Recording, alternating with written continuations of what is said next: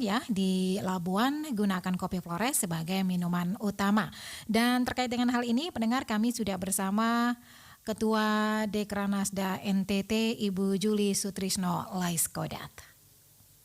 Radio Republik Indonesia RRI Pro 1. Selamat pagi Bunda.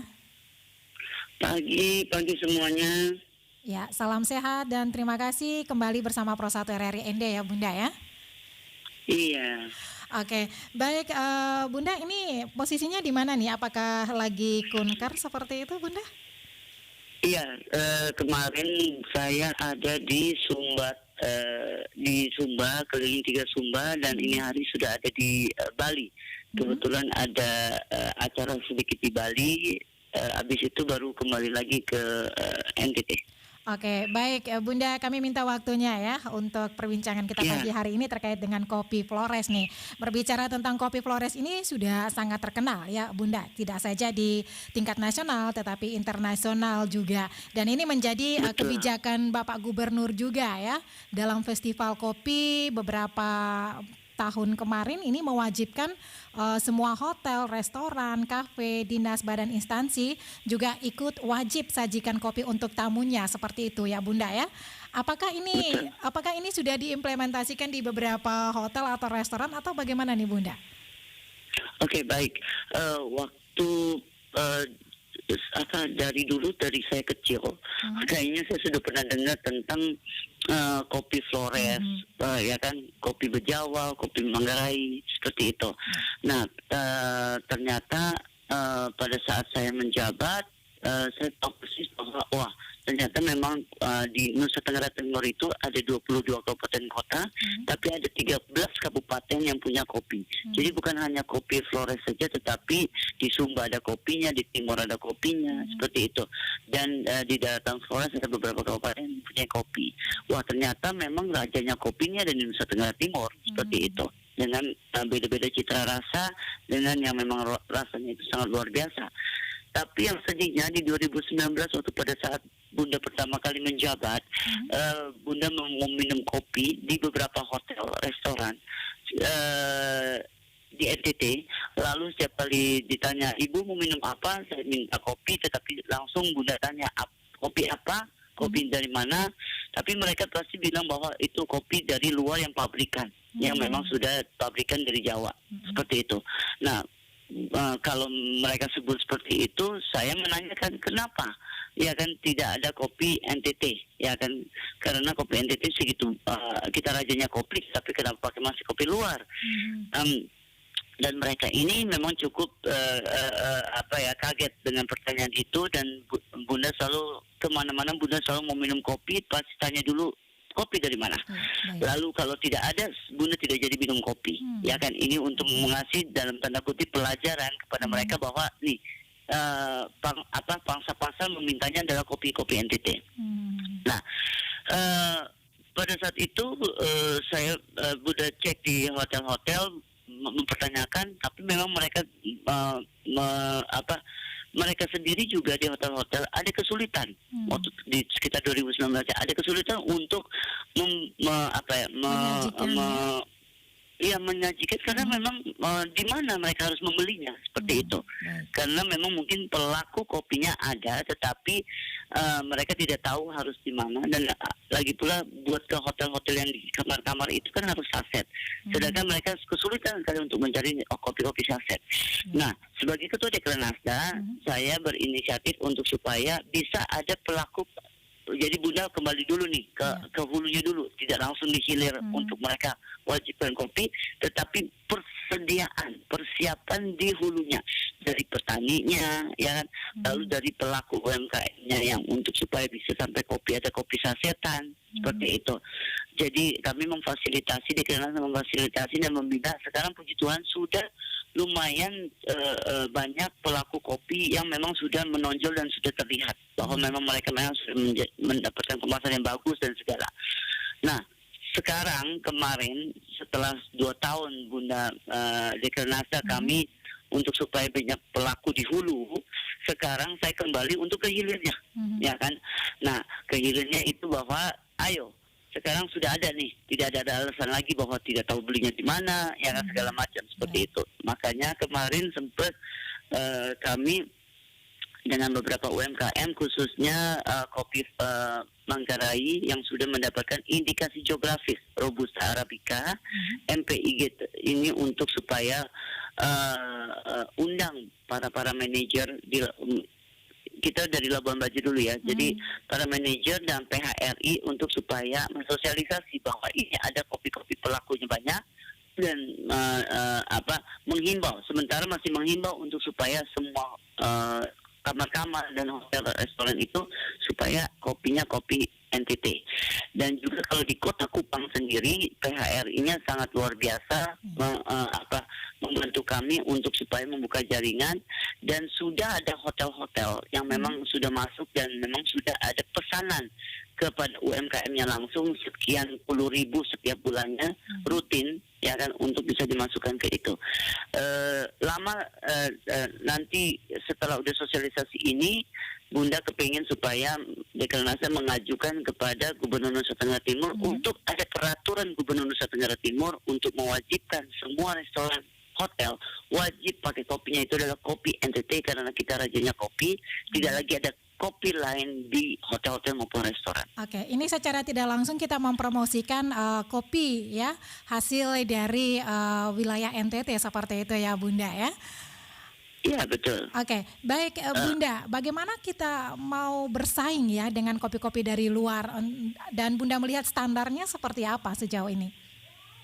Oke, kalau jadi gini, yang pertama bahwa kalau seandainya memang kita mau kopi-kopi kita ada di dalam kamar-kamar, Bunda sudah menanyakan ke hotel-hotel. Jadi Bunda melihat bahwa hotel-hotel itu racikannya yang kemasan pabrikan itu sekitar 3 gram sampai 6 gram. Ya kan, karena memang cangkirnya itu kan rata-rata pakai cangkir yang lebih kecil kalau di kamar-kamar. Tetapi sedangkan kita punya kemasan UMKM kita itu di atas 10 gram.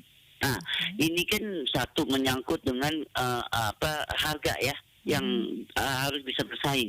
Tetapi di luar dari itu, kopi kita kalau memang mau kopi asli memang Nusa Tenggara Timur, dia racikan itu tidak bisa yang namanya di bawah 7 gram menurut pelakunya. Karena kalau di bawah 7 gram dalam itu tidak lagi, mohon maaf, tidak lagi katanya murni bahwa itu ada dalam tanda kutip ada racikan seperti itu.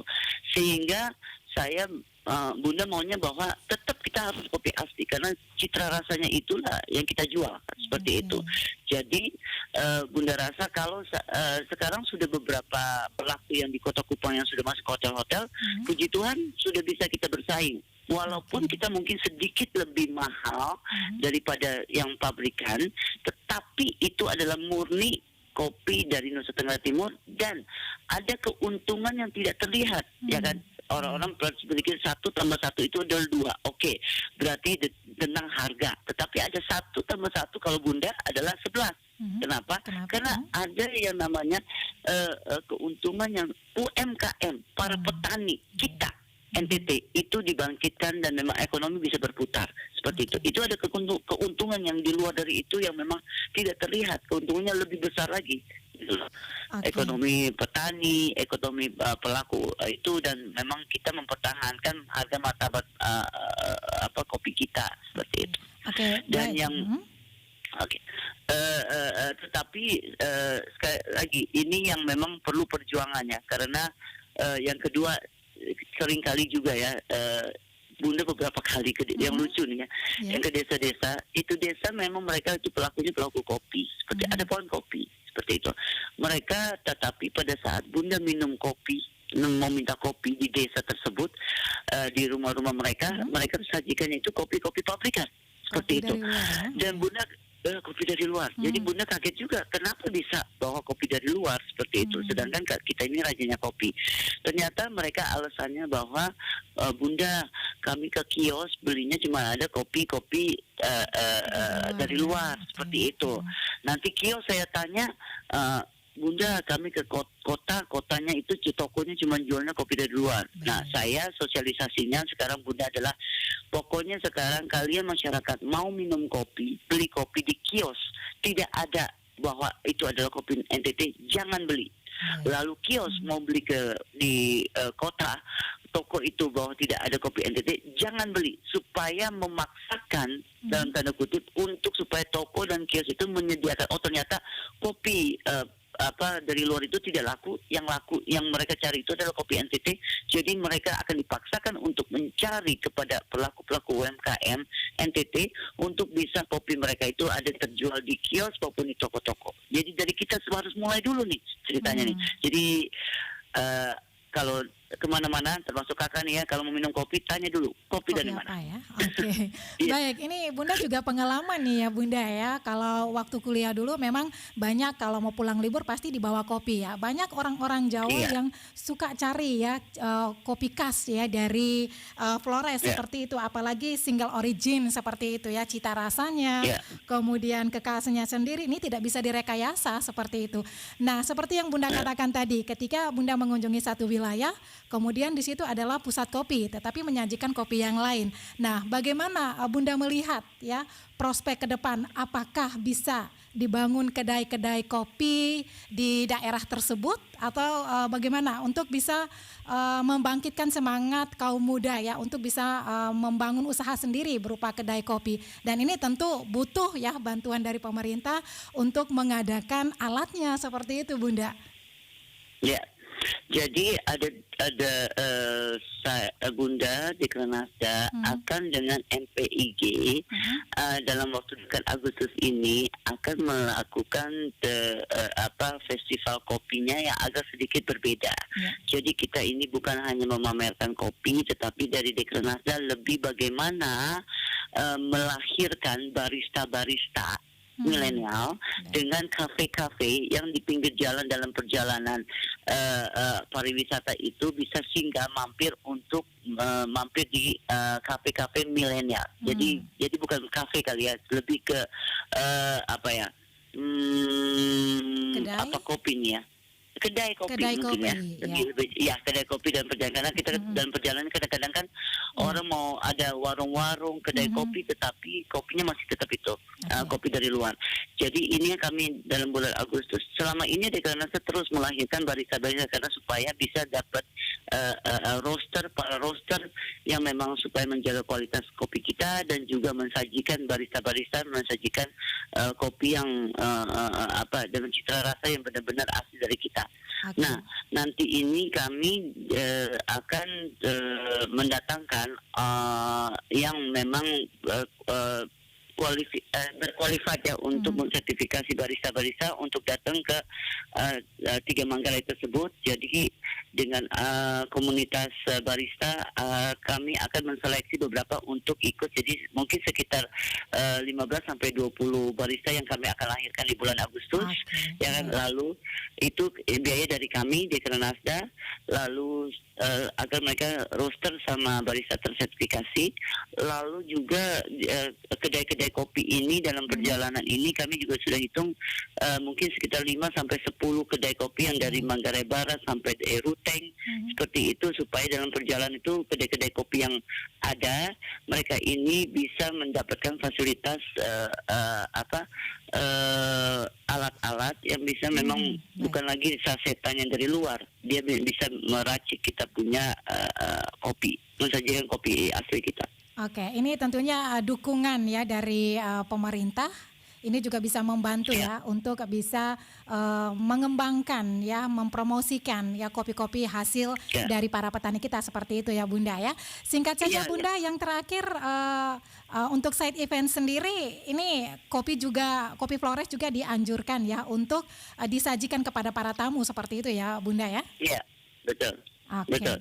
Jadi untuk yang acara di Labuan Bajo itu puji Tuhan Pak Gubernur sudah perjuangkan untuk supaya acara G20 itu ada disajikan itu adalah kopi-kopi Flores. Seperti itu.